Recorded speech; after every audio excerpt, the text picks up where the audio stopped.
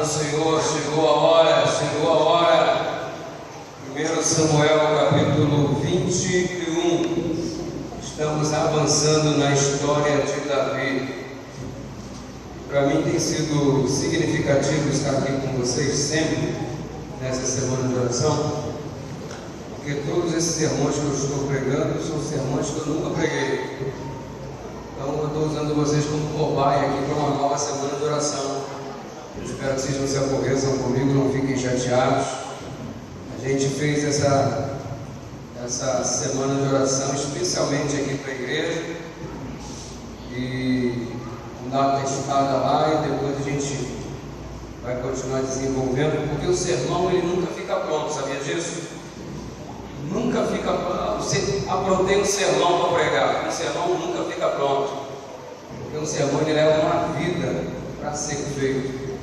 O modo como você prega de repente hoje é o que você está evidenciando ou sentindo ou percebendo naquele momento, de modo que você nunca vai pregar o mesmo sermão do mesmo jeito. E quando o pastor Alessandro me desafiou para estarmos aqui juntos, aí eu falei assim, então eu vou me desafiar também. Eu tenho que fazer uma semana de oração, porque afinal de contas, irmãos, nós assistimos tudo agora pelo YouTube, tudo agora pela internet. Aí toda vez que eu chego num lugar para pregar, a galera pergunta assim, pastor, você vai contar aquela história? Aí já quebra minhas pernas, senão eu vou falar um negócio que o irmão não escutou.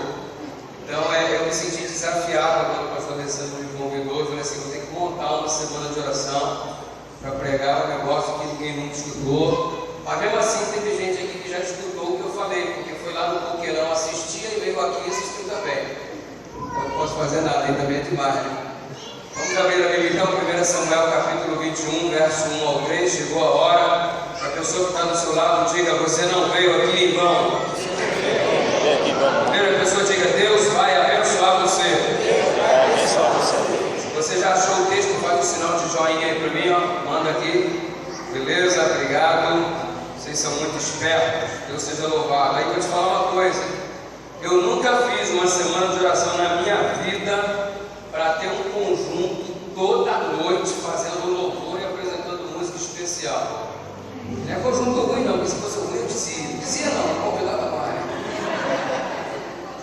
Que negócio legal, gente. Privilégio, viu? Privilégio. Quem que vai fazer o louvor? O conjunto tal, eu disse o conjunto tal, eu vou estar aqui toda noite. Imagina você deve ter feito aí um malabarismo para estarem aqui todas as noites, né? Teve pessoal aí que divorciou, a gente tirou férias e tal. Brincadeira, brincadeira. Mas o pessoal fez um monte de coisa para poder estar aqui. Deus seja louvado pela vida do grupo Semear, pela banda também. Bem que a banda hoje não fica acabando, a banda está aqui. Sei que a banda já tinha sido arrebatada, né? Que bom, muito obrigado pelo apoio. Semana de oração sem música é como um prédio sem janela. Que graça que tem um prédio sem janela. Nenhum, sem ventilação, nenhum, uma caixa. Semana de oração, culto sem música é um prédio sem janela. Mas obrigado porque vocês estão trazendo janelas enormes aqui para a nossa semana de oração. Está entrando um vento muito legal. E esse vento que sofre é a ação do Espírito Santo aqui no nosso meio. Deus seja louvado. Vamos à palavra do Senhor, 1 Samuel 21, verso 1 a 3 primeiro, depois do verso 10 a 15. Primeiro do verso 1 a 3, depois a gente dá um pulo do verso 10 a 15. 1 Samuel 21, verso 1 a 3 diz assim: Então veio Davi a Nob, ao sacerdote Aimeleque.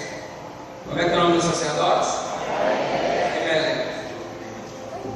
Aimeleque, tremendo, saiu ao encontro de Davi e disse: Por que vens só e ninguém contigo? Davi respondeu ao sacerdote Aimeleque: O rei deu-me uma ordem e me disse: Ninguém saiba por que te envio e de que te incumbo. Quando aos meus homens combinei que me encontrassem em tal e em tal lugar. Ei, o que Davi acabou de falar para o sacerdote é mentira. Você está vendo o homem de Deus mentindo. Você está vendo um homem segundo o coração de Deus começando a escorregar. Os dias de declínio de Davi já começam a se apresentar aqui. Ele mentiu para Aimeleque. Saul não o havia mandado até ali. Ele estava fugindo de Saul. E como a fome apertou, ele foi até Nobe, atrás do Aimeleque, porque ele sabia que lá ele podia encontrar pão. Estava com fome. Ele estava desarmado. Ele precisava de uma arma. Davi chegou aqui e contou uma mentira. Tinha um camarada aqui pelo meio chamado Doeg. Doeg, servo de Saul.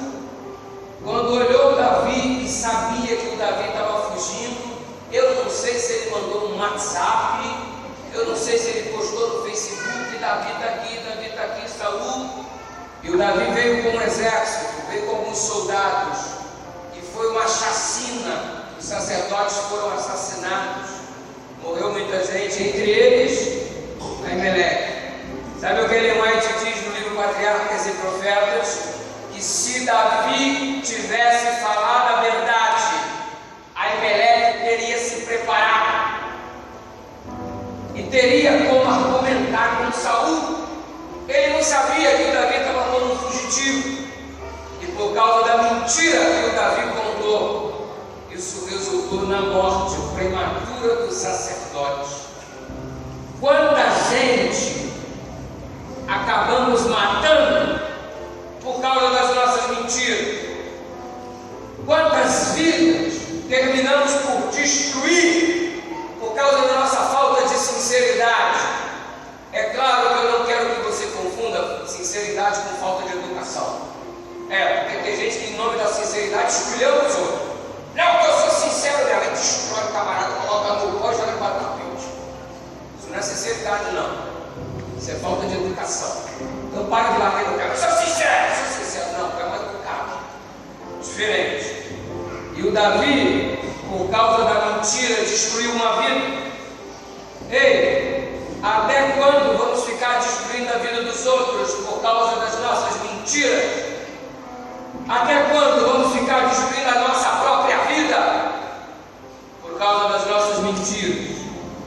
E Davi não parou por aí. Ele partiu para uma segunda mentira. Versículo 10 em diante diz assim: levantou-se Davi naquele dia e fugiu de diante de Saul e foi para Aques. Continua a sua fuga, rei de Gate. E agora ele foi para Gate. Ei, você se lembra de ontem? Gate é o mesmo lugar de origem do gigante Golias. Davi tinha matado Golias, e agora ele fugiu para a terra do Golias. Será que o pessoal lá estava amando Davi de paixão? Ele chegou no lugar onde ele havia humilhado as pessoas daquele lugar. E olha só a cena que acontece. O verso 10 diz que ele foi para lá, foi até Aques, o rei de Gade. Porém os servos de Aques lhe disseram: esse aí não é o Davi, o rei da sua terra? Não é esse que o pessoal ficou cantando nas danças, dizendo: Saul feriu a milhares, porém Davi a 10 milhares? Davi guardou essas palavras, considerou-as consigo mesmo e teve muito medo de Aques, rei de Gade. Será que eles iam se vingar naquele momento? Pelo que Davi se contrafez diante deles. E olha o que o Davi fez, irmãos. E cujas mãos ele começou a se fingir de doido, ele começou a se fingir de doidão, usando as mãos, se contrafez. Ele esgravatava nos potes, metia a cabeça na parede, ficou doidão. E deixava a saliva escorrer pela barba. Aí o rei disse, o rei Aques a seus servos: vem ver de que esse homem está louco, está maluco. E por que trouxesse esse louco para mim? Agora no verso 15. Eu dei gargalhada quando eu li isso aqui pela primeira vez. Faltam-me doidos na minha terra. A terra está maluca, isso aqui, irmão. Só tinha doido. E Davi agora estava se fingindo de louco, mais um louco, para que trouxesse esse fazer doidice diante de mim. Davi estava mentindo. Ele estava perfeitamente bem no seu estado de saúde, no seu estado físico, no seu estado mental, e ele se fingiu de louco. Algumas pessoas, ao lerem essa passagem aqui, podem concluir o seguinte: nossa, Davi foi esperto demais, a pessoa que se não fingisse de louco, ele ia morrer. O rei ia matá-lo, ia se vingar da morte de Golias. Seu raciocínio parece até coerente. Seu raciocínio parece até o raciocínio de uma pessoa esperta. Nossa, Davi foi esperto. Davi não foi esperto. Davi foi mentiroso. Fingiu ser o que não era. Fingiu estar vivendo uma situação na qual não se encontrava submetido a ela. Segunda mentira do Davi: Saul não havia enviado a Ahimelec, ele mentiu. E ele não estava louco, ele estava mentindo para não ser castigado, para não ser objeto de vingança. Mentira, mais uma vez a mentira. E Ellen White, comentando a passagem, ela vai e comenta de um modo enfático, duro, firme. No livro Patriarcas e Profetas, ela pega e diz que Deus, o nosso Pai, que está aqui nessa noite, Ele não se agrada da mentira sob hipótese alguma. Sabe de uma coisa? Semana passada alguém me enviou um WhatsApp, falou assim, líder de jovens: pastor, manda um vídeo aí pra gente. Mas você quer o vídeo para quê? Grava um vídeo aí, saudando a juventude da minha igreja e tal, não sei o quê. Sem problema. Faço um montão de vídeo todos os dias, todo mundo pede vídeo com um montão de coisa. E a gente faz os vídeos, obviamente, que são coerentes e vão promover algum tipo de bem-estar para a juventude que vai receber o vídeo. Aí ele virou para mim e falou assim: faz um vídeo aí, que eu vou anunciar para todo mundo que no sábado à tarde o senhor vai estar pregando na igreja. E quando eles vierem a igreja lotar, eu faço o vídeo. Não é verdade? Não botaram a sua igreja. Não, pastor, só para eles virem, para a igreja lotar, porque quando eles souberem que você vai pregar, o JA vai encher. Todo mundo vai ver que aqui a gente gosta do Senhor. Em primeiro lugar, tem gosto para tudo. Em segundo lugar, eu não vou fazer seu vídeo. Eu já tive um montão de problemas. Pessoas que me ligam: pastor, eu sou um furão. Furão por quê? Porque anunciaram na igreja que o senhor estaria aqui, o senhor não veio. Aí o senhor faltou, passaram o seu DVD. Mas como que eu não marquei na igreja? Aí eu fui atrás. O ancião da igreja anunciou que eu estaria pregando para fortalecer o culto de domingo. A igreja encheu. E quando chegou lá, ele disse que eu tive um problema e passou o meu DVD. Só que eu nunca marquei uma pregação na minha vida com ele naquela igreja. Ah, pastor, é para poder trazer visitas para a igreja. Os fins não justificam os meios. E tem muita gente que fica fazendo uso de mentirinhas como se pudessem ser caracterizadas ou taxadas como mentirinhas, pecados inofensivos, uma mentirinha que não vai fazer mal para ninguém. Deus não se agrada, e que isso fique claro. Deus não se agrada do mentiroso. Deus não se agrada de uma vida mentirosa. E se há alguém aqui vivendo uma vida mentirosa, o teu casamento é uma mentira, o teu cristianismo é uma mentira. Essa tua carinha de santo não passa de uma grande mentira. Você se veste com uma roupinha bacana, coloca uma Bíblia debaixo do braço, vem para cá como se fosse o mais piedoso de todos os crentes adventistas do sétimo dia. E só Deus sabe como você é dentro de casa: grosso, arrogante, estúpido, maltrata teus filhos, maltrata tua mulher, mentiroso, crente mentiroso. Deus não se agrada dessa sua vida mentirosa. E tem gente que precisa padecer um pouco no deserto da vida para entender que a mentira não é o propósito de Deus. Você se lembra do enganador Jacó? Saiu peregrinando pelo deserto, feito um lobo, fugindo por causa das suas mentiras. Padeceu durante 20 anos na casa de Labão. Do jeito que ele mentia para as pessoas, mentiram para ele. Porque um dia ele vai para a lua de mel acreditando que está com a mulher que ele amava, a bonitona que ele escolheu. E quando ele acorda de manhã cedo, olha para ela, toma um susto, porque a mulher era feia para chuchu. Ele falou: não foi isso aqui que eu escolhi, não, esse trigo full. E a Bíblia ainda faz a descrição da Lia. Urias era fraca de olhos. Eu quero comigo para uma mulher feia.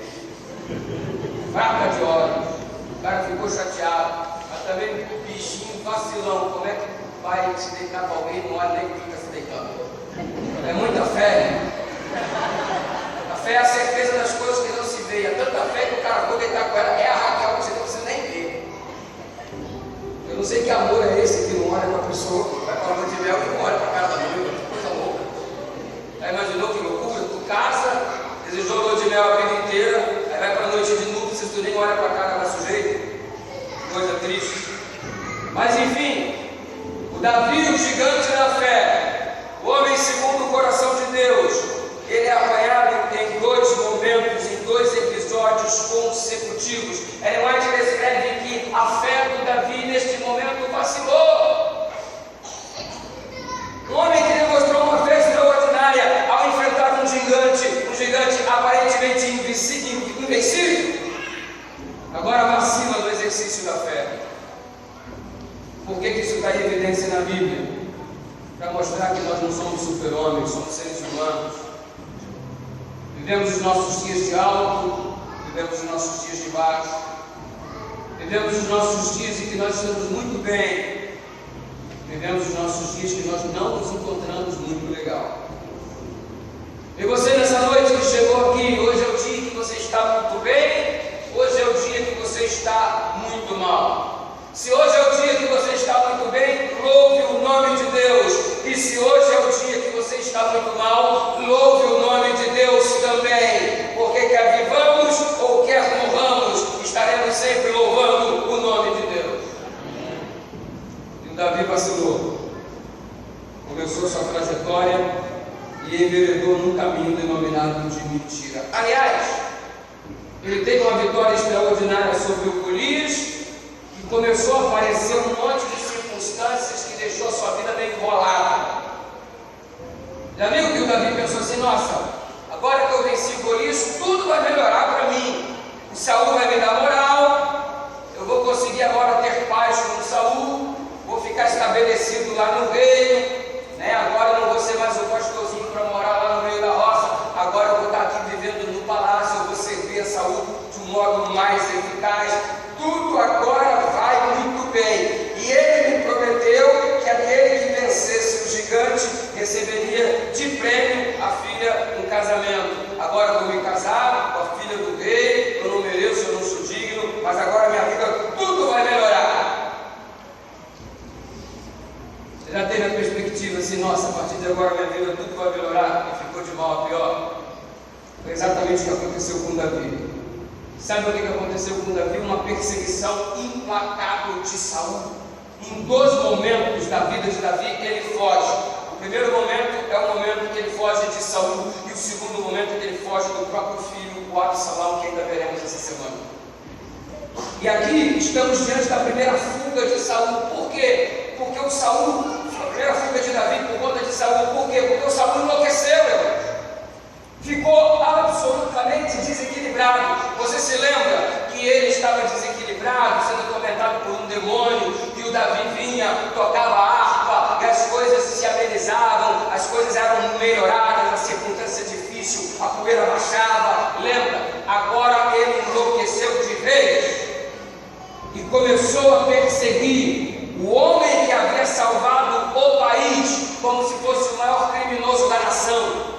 Colocou todo o exército contra Davi e colocou Davi como um objeto mais precioso a ser encontrado. E o Saul, ele começou a estabelecer agora um padrão de comportamento. Se você observar a vida dele a partir de agora, olha o que você vai perceber. Davi, o Saul, ele dava um frenesi, dava crise, xingava, brincava, quebrava as coisas, aí ele entrava num processo de desalento, aí ficava chateado, triste. Depois ele começava a desprezar a si mesmo, e depois ele era tomado por um remorso. Nossa, o que eu fiz? O que eu fiz? Essa sempre era a sequência. Enlouquecia, depois ficava triste, depois se desprezava e depois alimentado por remorso, nunca um arrependimento. E a sequência foi cada vez se tornando mais intensiva, mais grave. E o Saul enlouqueceu porque um camarada que exibe um comportamento de perseguição contra aquele que só lhe faz bem, isso significa que ele não está na sua situação de equilíbrio.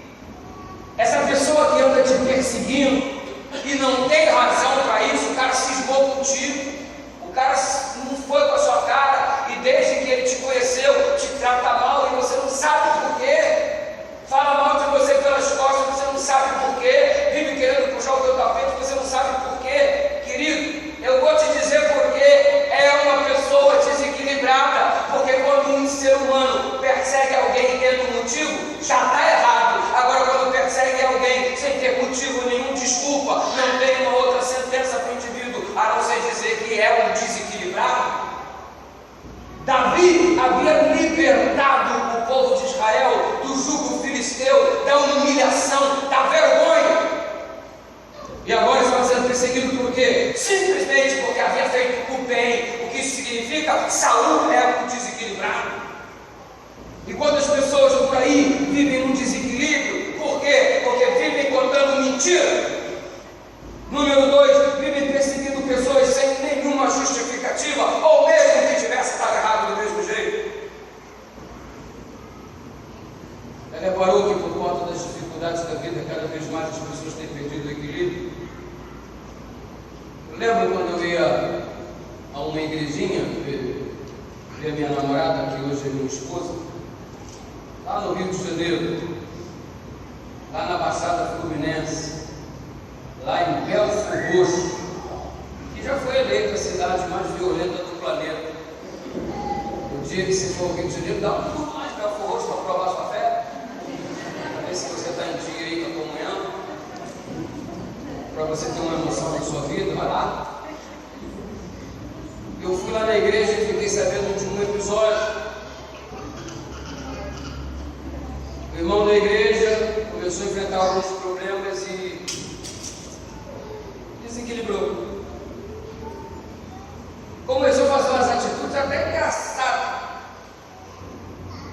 Ele cismou que tinha que pregar intensamente todo dia, abandonou o emprego para pregar a Bíblia todo dia, porque Jesus já estava voltando. Desequilíbrio. Ele pegou a moto, não sei que artifícios ele usou, mas envolveu a moto inteira com pisca-pisca. Pisca-pisca da árvore de Natal, você olhava na rua e via aquela moto piscando assim, toda ela envolvida com pisca-pisca, um negócio fantástico, parecia um vagalume gigante. Aí todo mundo olhava na rua, vinha aquela moto piscando também, meu irmão fulano de tal. Chamava a atenção. Ele colocou um bandeirão, um cartaz na sua moto, Jesus está voltando, até aí tudo bem. Chamar a atenção, pisca-pisca, Jesus está voltando, a mensagem está falada, bacana. Testemunhando, pastor. Mas o cara parou de trabalhar e sustentar a família. Será que não tem um desequilíbrio aí? Não, vamos entender, apaixonado pela mensagem, vamos entender o irmão, vamos orar por ele, vamos entender todo mundo. Beleza. Ele chegou na igreja e falou assim: agora eu vou evangelizar de modo mais intenso. É mesmo, irmão? Vai fazer o quê? Aí ele leu o trecho da Bíblia que Jesus conta uma parábola que convocou todas as pessoas para a festa. Mas quantos vieram? Quantos vieram? Você nunca leu a parábola, meu filho? Tem que ler mais a Bíblia. Quantos vieram, irmão? Ninguém apareceu. Aí o senhor da festa disse assim: vai pelos becos e valados, por todo o canto da cidade e forçai-vos a entrar. Ou seja, convida todo mundo que anteriormente achavam que não podiam ser convidados. Pode convidar para todo mundo. É Jesus dizendo: a salvação é para todos. Não tem esse que é só indivíduo, só entra quem quer, é todo mundo, geral. Aí ele falou assim: tá vendo? Forçai-vos a entrar. A pessoa que não quer vir para a igreja, ela está certa. Ela não está enxergando a verdade. E eu, como missionário, eu tenho que fazer? Eu tenho que forçar o indivíduo a entrar na igreja, mesmo que ele não queira. Vamos para a igreja? Não vou não. Então eu vou dar rabo e vou arrastar perto de entrar na igreja. E foi o ato missionário que ele decidiu. E para tristeza da igreja e felicidade do cara, ele resolveu mexer com um camaradinha deficiente físico. Lá na rua onde ele morava, ele virou e disse assim: vamos para a igreja? E o colega falou: não vamos não, não estou afim não. Ah, mas você vai sim, mas por que eu vou? Porque a Bíblia diz que eu tenho que forçar você aí. Não, a Bíblia não diz, não é possível que a Bíblia diz, não. Ele agarrou, o cara começou a gritar no meio da rua. Os bandidos vieram, irmãos, para defender o cara, mas deram uma coça no irmão da igreja. O papo é esse, você está forçando ele a entrar, nós vamos forçar você a sair. Ele deram uma surra no irmão, mas ele não desistiu não. Ele continuou com a motoca missionária dele, chegava no posto de gasolina, enchia o tanque e na hora que o camarada virava para colocar a bomba, para ajeitar a bomba, colocar o negócio no lugar, ele ligava a moto, sumia muito. O cara, foi na troca da igreja. Perdeu o equilíbrio. Resultado, os irmãos tiveram que buscar ajuda profissional. Perdeu o equilíbrio. Vamos buscar ajuda profissional. E aí, levamos o irmão para acompanhamento médico.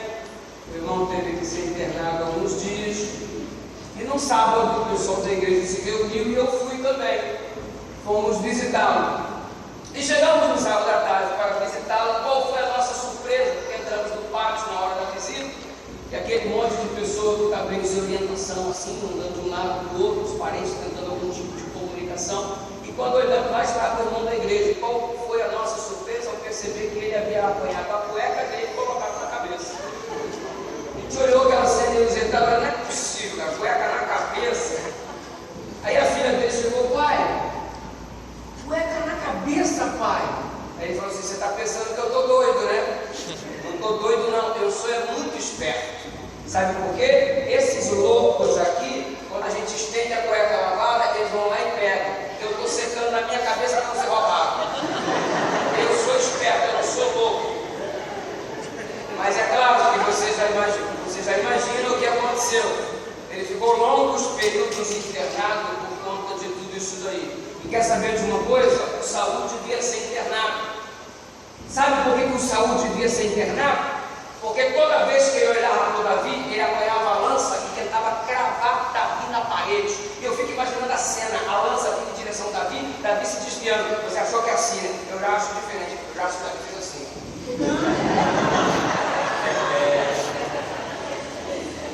Por 2 vezes, irmãos, o Davi conseguiu fugir da morte, porque o desequilibrado do Saul, que ninguém conseguia internar, tentava assassinar aquele que lhe fizera somente o bem.